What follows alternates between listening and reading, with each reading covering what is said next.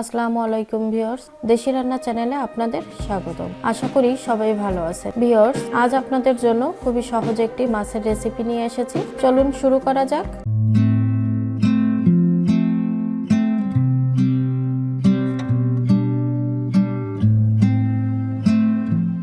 পেঁয়াজ বাটা 2 চামচ, রসুন বাটা 1 চামচ, জিরা বাটা 1 চামচ, পেঁয়াজ কুচি হাফ কাপ, ধনেপাতা কুচি হাফ কাপ, টমেটো 2টি, হলুদের গুঁড়ো হাফ চামচ, শুকনো মরিচের গুঁড়ো 1 চামচ, লবণ স্বাদ মতো। আমি এখানে 1 কেজির মতো মাছ নিয়েছি আর হলুদ ও লবণ দিয়ে ভালোভাবে মেখে নিয়েছি। 3 থেকে 4টি আলু মাঝারি আকারে কেটে তেলে ভেজে নিব।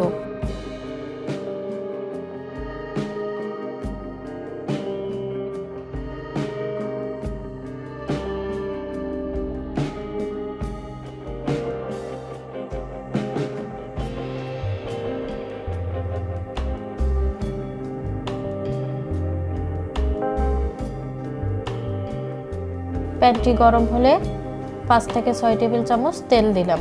এবার কুচনো পেঁয়াজ হালকা লাল করে একে একে সব উপকরণ দিয়ে ভালোভাবে কষিয়ে নিব।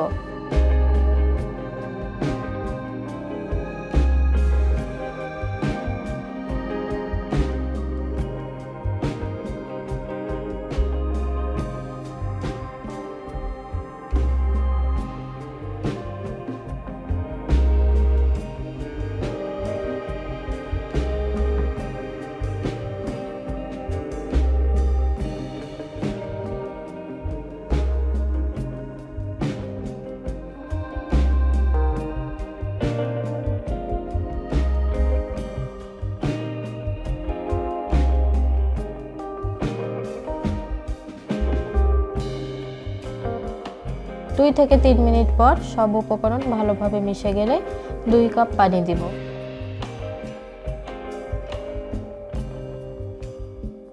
পানি ফুটতে শুরু করলে মাছ আর আলু দিয়ে দিব। আবারও ঢেকে 3 থেকে 4 মিনিট মাঝারি আঁচে জাল দিব।